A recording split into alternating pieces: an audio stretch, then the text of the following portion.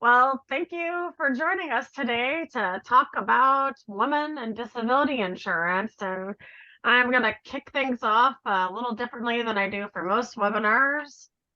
So, for those who don't know me, my name is Christy McGorian. I'm a wholesaler at Assurity.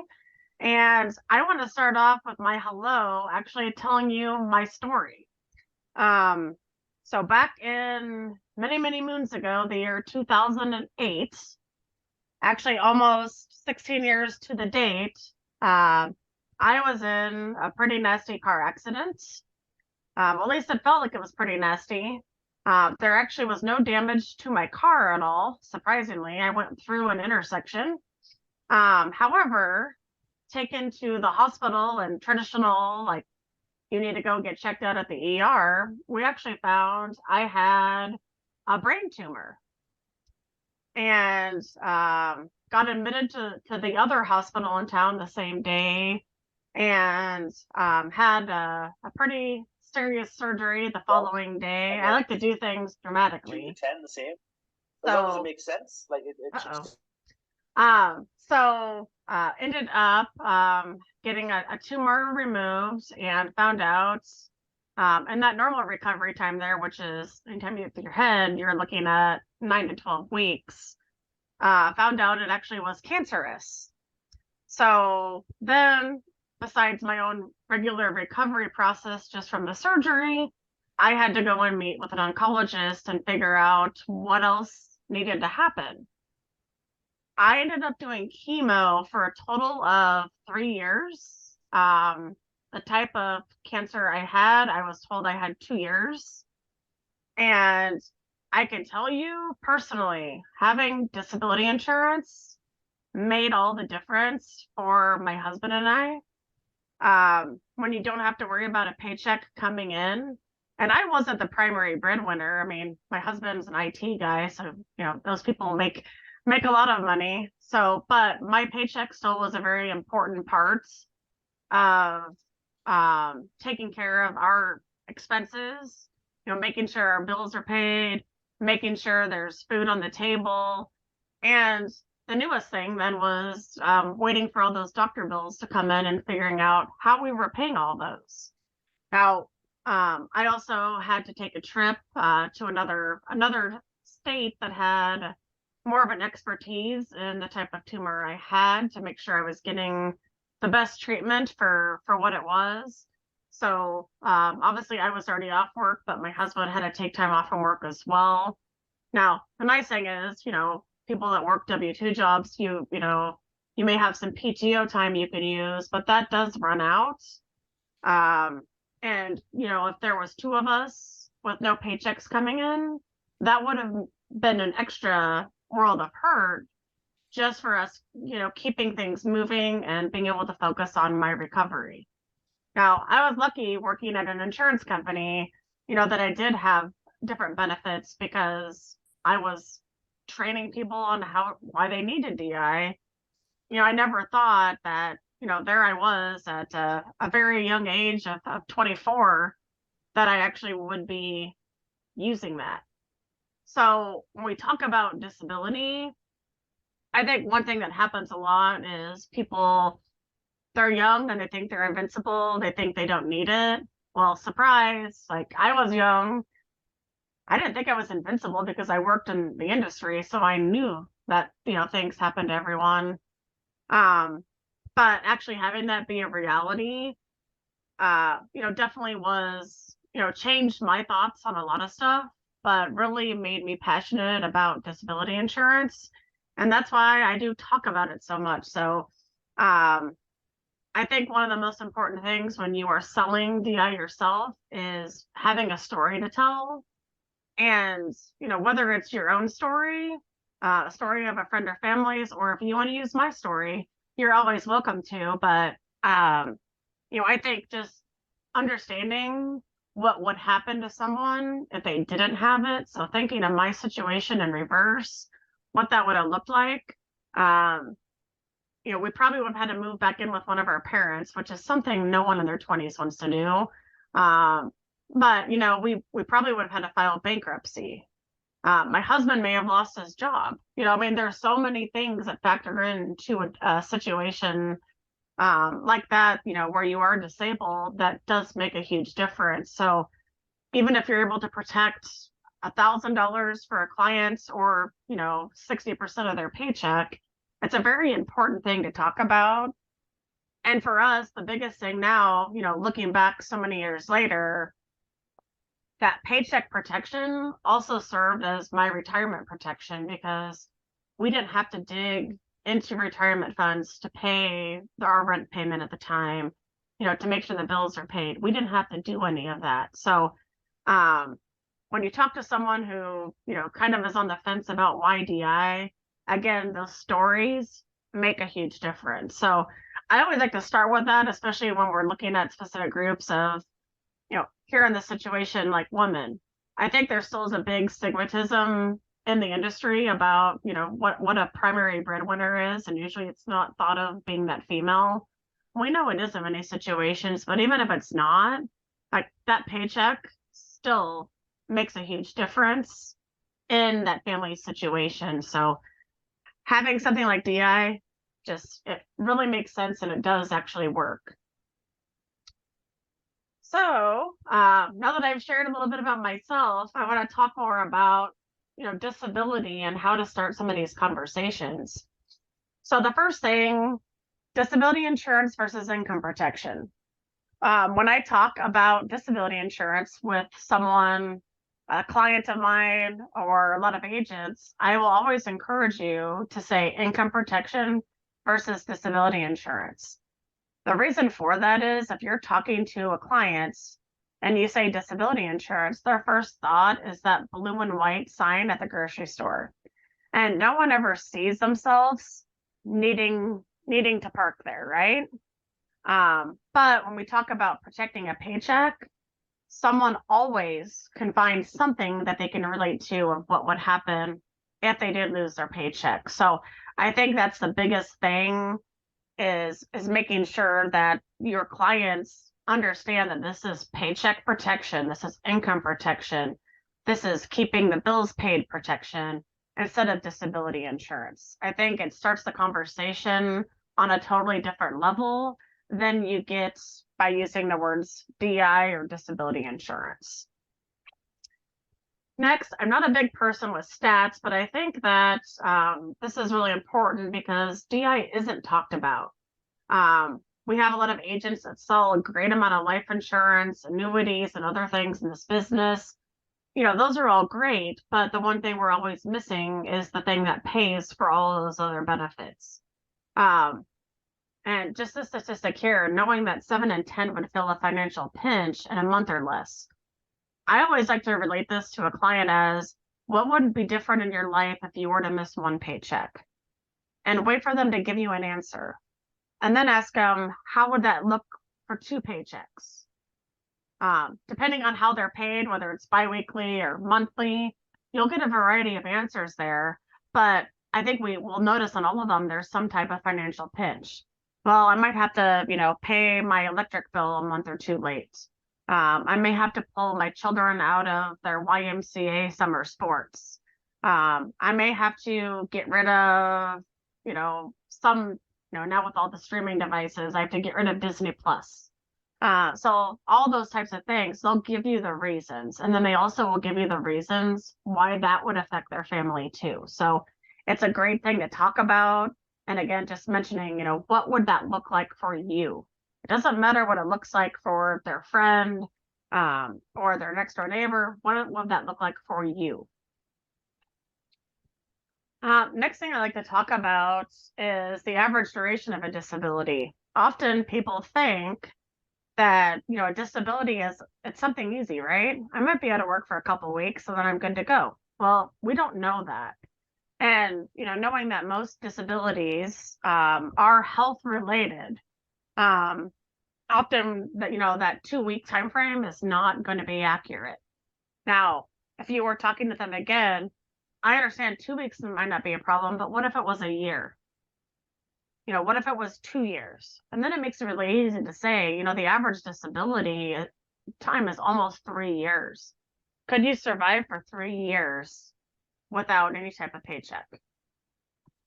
And knowing that there is such a big market for that, since 67% of people out there do not have any type of long-term disability, it's not long that, I might be able to ask a family member for, can you loan us $500? I probably could get an okay for that from a few different family members or a few different friends, but, looking at, almost 35 months of a paycheck, I'm going to run out of people to ask. And then I'm going to feel like I owe a lot of people a lot of money back afterwards. So, just making that realistic for them of, you might be good for 2 weeks, and that's great. It's great that you have money put away that you would have access to. But what if it would last a little bit longer? What would that really look like?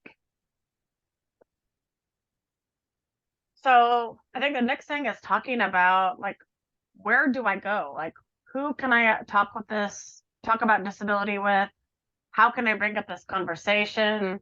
And what types of clients should I be looking at? Because sometimes clients that are already in your book of business, they're going to be great fits for disability policy. Sometimes they're not going to be a great fit. Maybe they're outside of the age, they have some health conditions. But I think the big thing is to start is, what kind of occupations could you look at? And is targeting one occupation or asking for referrals from one of your clients, like, is that a great way to start selling disability? And I think that really is the best route to go with. Now, even though, we know that everyone relies on their income should protect it, we know that certain markets do present more opportunities just because, especially with women, we talk with each other.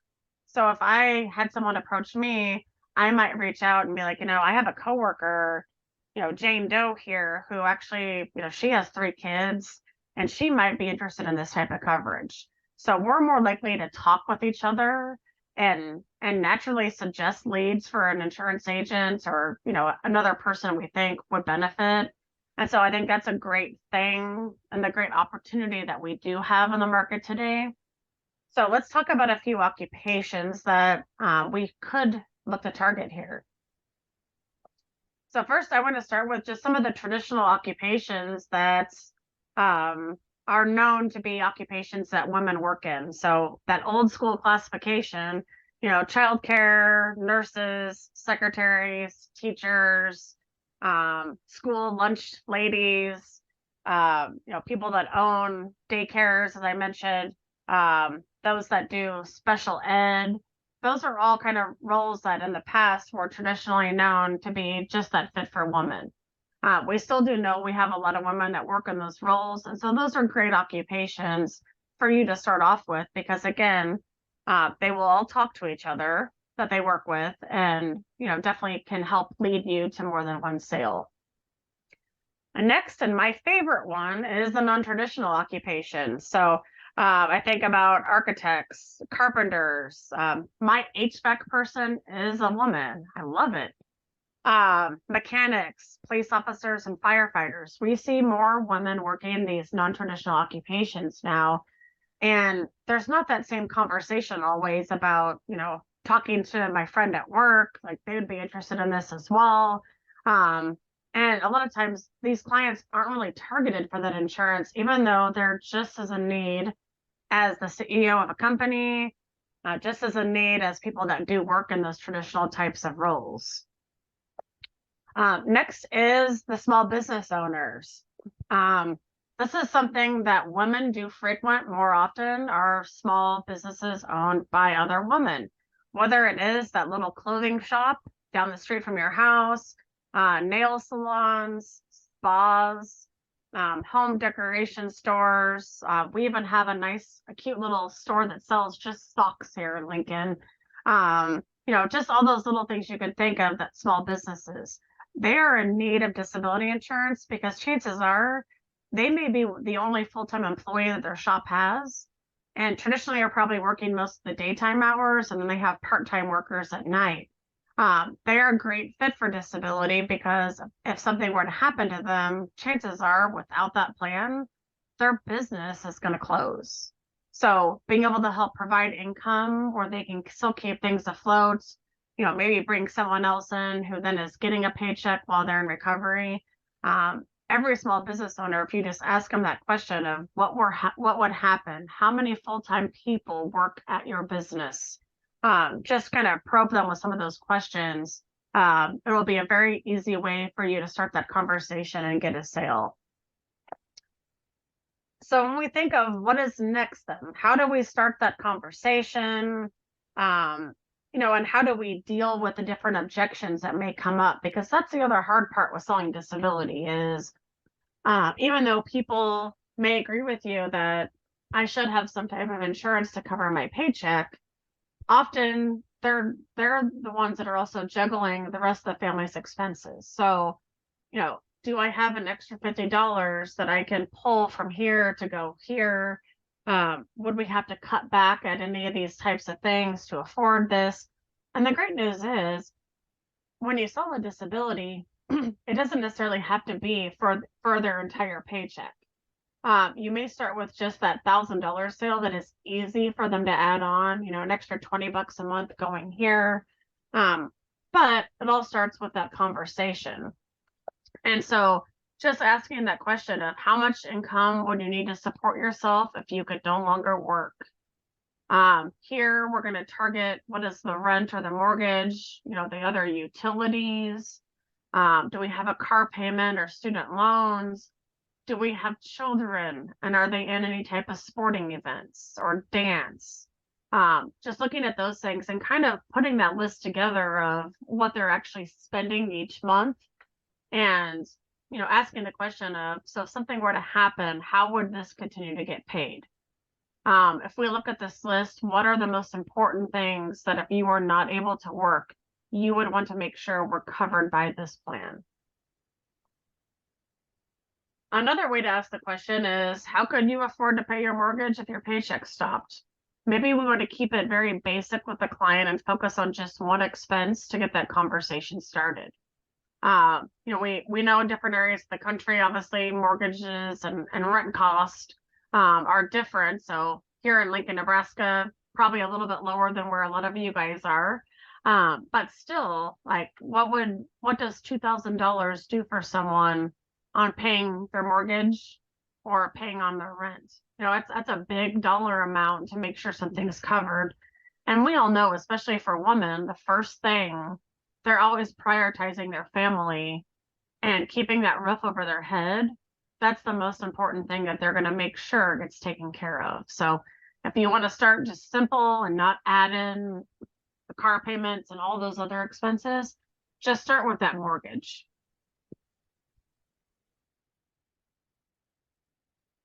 Last thing I like to talk about is, how much income would you need to support if you were no longer able to work? So this kind of goes back to that full expense one we started with, but kind of slims it down a little. What would you need? So I would need to make sure, the rent or mortgage is paid. Maybe I need to look for a cheaper place to live. I'm going to make sure those bills are paid.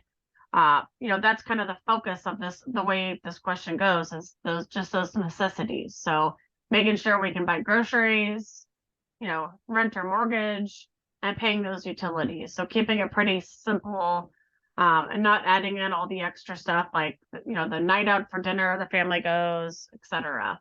So just asking these 3 questions, they're going to be 3 different ways that you're able to kind of target the client you're working with to have them give you an idea of what their need would be. And once we have that, yep.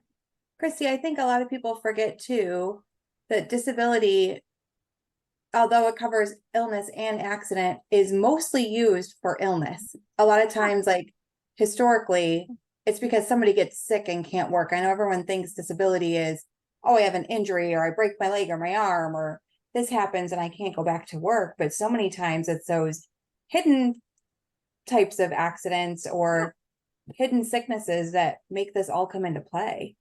Yeah, 100%. And I always say with a disability, you have a 50-50 chance if you become disabled due to an accident or an illness. But that illness is definitely going to be what impacts your recovery and has more impact on your family's livelihood because of the time frame that you're going to be off from work, whether it is maybe 6 months or if it is 6 years.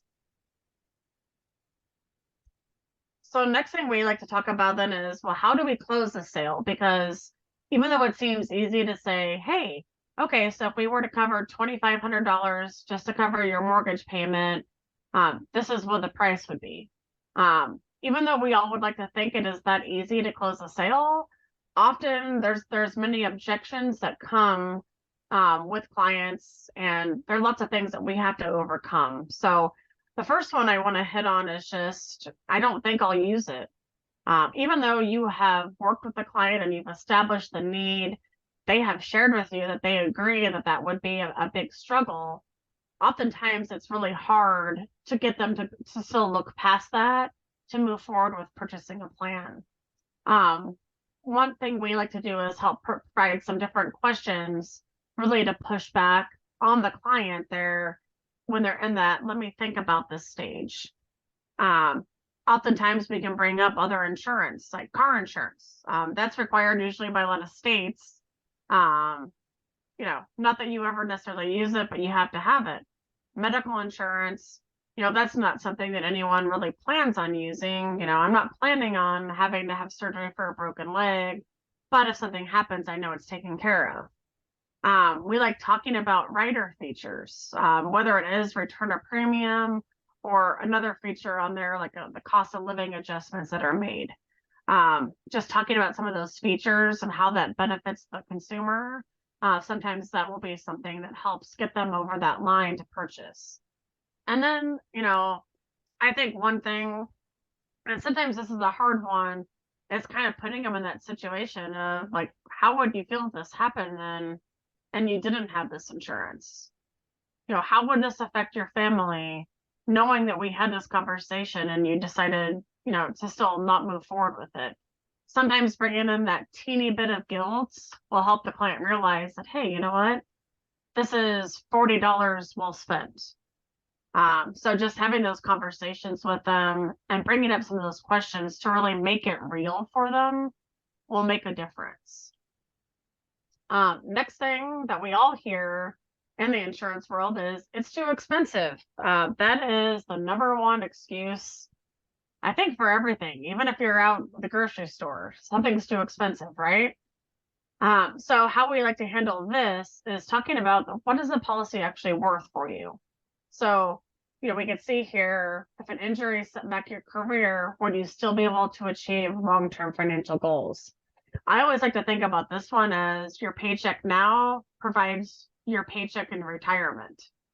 So how do we keep that all together for the client? Second one, this is one that I think is very useful, especially for our younger clients, is talking about a cell phone. Do you have insurance on your cell phone? I think everyone pretty much says yes to that. And when you ask them the reason why, it's usually because I don't have $1,500 sitting in the bank if my phone breaks to go buy a new one. How does that $1,500 compare to your monthly paycheck? So just making something real for them to really compare it. Now it could be for some of us who have pets, other stuff, use those as well. That might work well if you're in a household and we know we have 3 dogs outside. That's an easy way to get someone to see that need as well. Asking them about how expensive it would be to pay for something out of pocket. We know, especially in the medical world, a lot of things are covered by our insurance, but there's some stuff that isn't. So how would that look for us if something were to happen? Again, pushing the riders as additional features and showing the worth. Like, did you know that we also can add on a rider where if you're partially disabled and never go on full disability, that it offers a benefit? So if you never see yourself becoming disabled, but what happens if you can only work part-time due to an injury or a sickness? So again, just utilizing some of those things to show them the worth and what's built in that policy for them. Last one here is, I have disability through work. I always think it's interesting when people actually say that. A lot of them, they know they have something, but they have no idea how it actually works. They don't know how much it covers. They don't know if it covers, is it just on the job, off the job? So, asking the question, and asking, letting them know you do a free review of that coverage form to make sure they have what they would need. Um, knowing the ins and outs of that plan can help you identify a gap. If we know that the policy is, a lot of work site or group plans may have a max of $3,000 a month, $5,000 a month. Well, for someone who was paid a higher salary or someone who has a partial bonus attached to their salary, usually that bonus is not something that's taken into consideration there. So helping them identify some of those spots again where they're missing that gap and where we can add an additional policy in there to cover that gap for them. One of the biggest things I like to ask is when we talk about something through an employer, who pays for that? If the employer pays for it, the client is taxed on the benefit, which takes away, roughly, depending on the income level, 25 to 40% of the benefits that they think they're going to be receiving as well. So lots of good questions there. Asking about portability, that works really well for younger clients. We know clients that are in their 20s and 30s are working 7 different jobs before they finally settle down in a career. So if they have insurance here, do they have it at the next company? Are they able to take the coverage with them? Is it a true group plan or a worksite plan? And then the last thing is it on the job only? There's a lot of places that are now going to on the job only coverage to save money. So people think they have disability, but they may not have disability that pays once they're outside of the workplace. So then the last thing that we have to talk about is, how do we tie that together? Again, as I mentioned at the beginning of this, telling a story, it's going to be the biggest and the easiest way to get a consumer to see a need. Pulling on that emotional card a little bit, really does make a difference, because if anyone was ever in that situation, would they want things to happen the same way or a different way? Depending on the story you use. Sharing statistics, as I mentioned, I'm not a huge person to use statistics, but I think they're important, especially when you're working with agents, or trying to push a product. How do I make a client understand how this is important and should be something that they do have?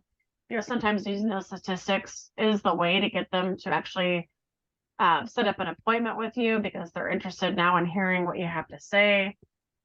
Emphasizing the need. I don't think there's,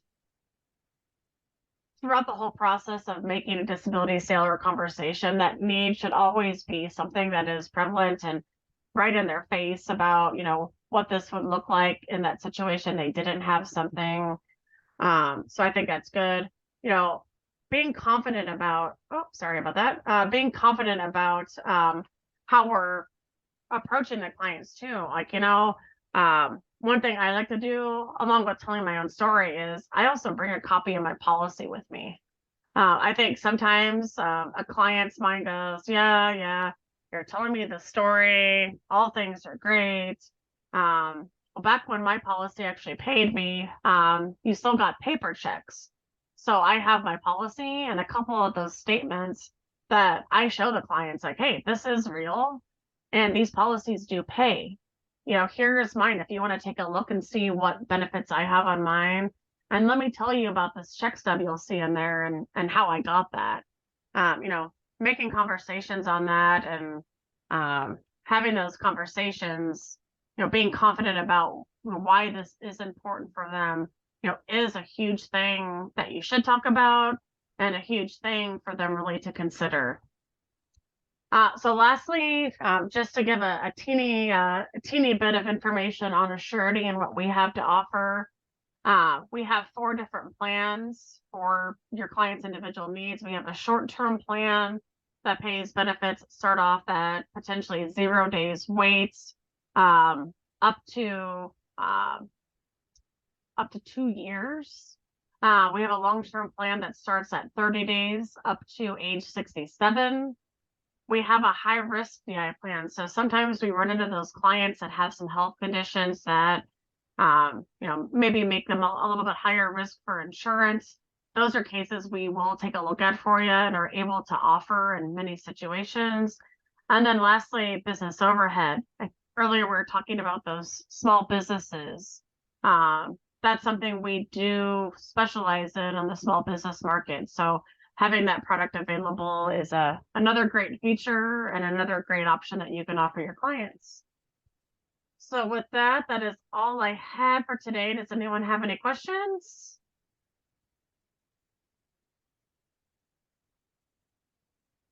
No, this was great, Christy. Thank you so much. I love that you went over the different scenarios, the different kinds of occupations, and then a bunch of questions to really dig down into what they really need and to make them think about it. So that was great. Perfect. Well, if anyone thinks of anything, I'm just a phone call away. Sounds great. Thank you so much. Thank you, Christy, and thanks for sharing your personal story. Yeah, I share it all the time. I think it's, biggest thing you can do in this business is show someone how it actually works. So True. Very true. Well, thank you. Thanks, everyone. I hope you have a great rest of your day.